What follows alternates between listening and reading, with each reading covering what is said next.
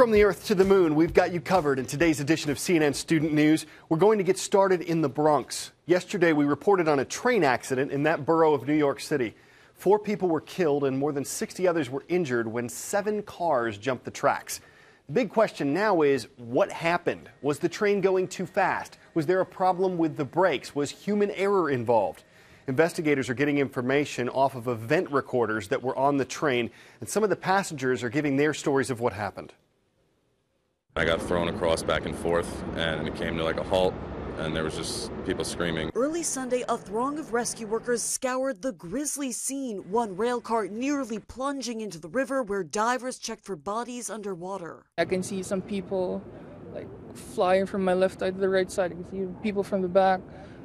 It's just crazy. At 7:20 a.m., the commuter train carrying 150 passengers on its way to Grand Central Station from Poughkeepsie approached an extremely sharp curve that required a speed limit of 30 miles per hour along the Harlem River, compared to the straightaway prior requiring a speed limit of 70 miles per hour. The curve has been here for many, many years, right? And trains take the curve, but it can't just be the curve. The train conductor said he tried to apply the brakes, but says they didn't work as all 7 cars derailed, barreling off the tracks. By the time I looked up, it was completely going off its track, and there was just like the rubble from under the tracks like flying like at my face. Only 1,700 feet away from a previous July derailment. That's where 10 garbage freight cars flipped on their sides. We don't know what the train speed was. We will learn that from the vehicle event recorders. This is the second passenger train derailment in 6 months from Metro North.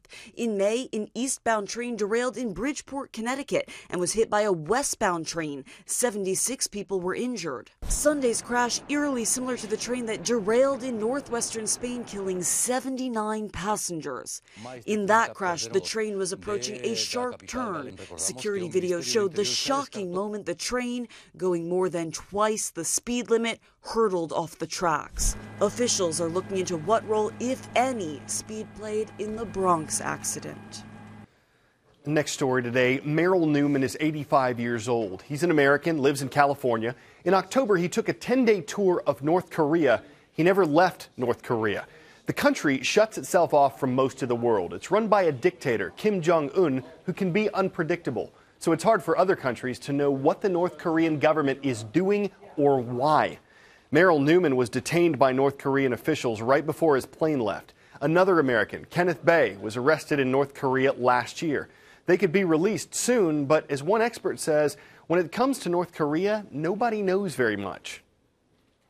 I can understand that in the U.S. and Western countries, there is misleading information and propaganda about DPRK. North Korean state media released this video over the weekend of detained American tourist, 85-year-old Merrill Newman, reading a handwritten apology. Pyongyang saying Newman admits he's guilty of big crimes when he fought for the U.S. in the Korean War, killing civilians, working with anti-communist guerrillas, and planning now, 60 years later, to try to meet up with them.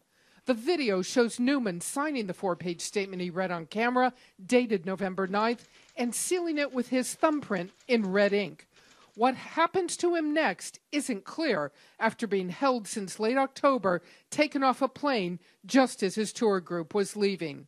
The White House is now weighing in, a spokeswoman saying the U.S. is deeply concerned, calling on North Korea to release Newman and fellow American Kenneth Bae, now held for more than a year. But one expert says that could complicate an already sensitive situation. North Korea doesn't want to give the impression to the world that North Korea is giving in to the demand or pressures coming from Washington. Former UN Ambassador Bill Richardson, who says his North Korean contacts aren't responding, told CNN on Sunday that Kim Jong-un isn't following North Korea's usual pattern of releasing Americans after getting a purported confession. So this is baffling, but this is a new regime of the new leader, and I suspect he's sending different signals, but nobody knows what those signals are. It's time for the shout-out. What's the third country to send a person into space? If you think you know it, then shout it out. Was it Russia, China, France, or the United Kingdom? You've got 3 seconds. Go.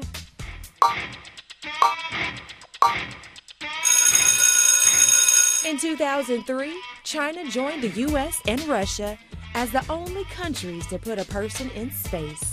That's your answer, and that's your shout out.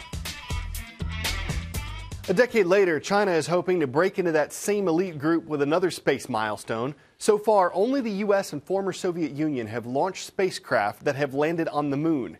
This week, a Chinese rocket took off in the same direction, and by later this month, the lunar landing list could lengthen to 3. It's the latest milestone in China's accelerating space program, aiming to be only the 3rd country to execute a soft landing on the moon's surface. Pre-dawn on Monday in southwest China, the Long March rocket launched without a hitch. In the nose of the rocket, the Chang'e 3 lunar probe, carrying the Yutu, or Jade Rabbit moon rover. Millions voted on the name, taken from Chinese folklore. If successful, the solar-powered buggy will touch down in mid-December, using its 6 wheels and mechanical arm to conduct 3 months of scientific study in the Bay of Rainbows, a lunar lava plain. The last soft lunar landing was conducted by the Soviets way back in 1976. China's space program was late in getting results. But with the government pouring billions into its manned and unmanned missions, China has taken its place as one of the major space players. State media says the Chang'e probe has separated from its rocket and is now in the Earth's orbit. They say this is just the next step in a space program that aims for deep space. David McKenzie, CNN Beijing.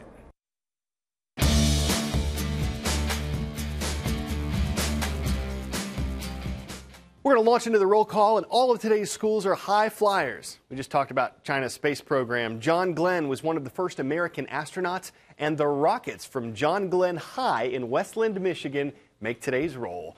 From there, we rocket over to Ardmore, Oklahoma to tell the tale of the Dixon Comets, and we come in for a landing in Crossville, Tennessee with the Cumberland County High School Jets. Unless you're a pilot or maybe a bird, you'll probably love this idea. An order comes through at Amazon.com. It's boxed up in a nearby warehouse and sent rolling down a conveyor belt. Then it gets awesome. A drone or unmanned aerial vehicle picks it up and, guided by GPS only, nobody's driving, flies it to your doorstep and drops it off within 30 minutes. And then your car folds up into a suitcase you can pick up and take to work. Okay, so maybe it's not quite the Jetsons, but it certainly sounds space age. Amazon hopes to be flying your order to your doorstep within 5 years, though an Australian book company hopes to airmail with drones next year. But as cool as it sounds to say Prime Air delivered by octocopters, that's what Air Amazon is called, it's got some challenges in just getting off the ground in the U.S. One, it's illegal. At least right now, the Federal Aviation Administration doesn't currently allow unmanned vehicles to make deliveries. 2, it won't work for everything, just stuff under 5 pounds, so kayaks won't fly. 3, it would only work within 10 miles of Amazon warehouses. That's the range of the octocopters. And 4, Amazon's CEO says it can't be landing on people's heads, so that's a kink to work out. We could drone on about the practicality, legality, cost-effectiveness, and technology, but aside from all that, this would be great for ordering pizza. If you're already on Facebook, you can air your thoughts about this at facebook.com/CNN Student News.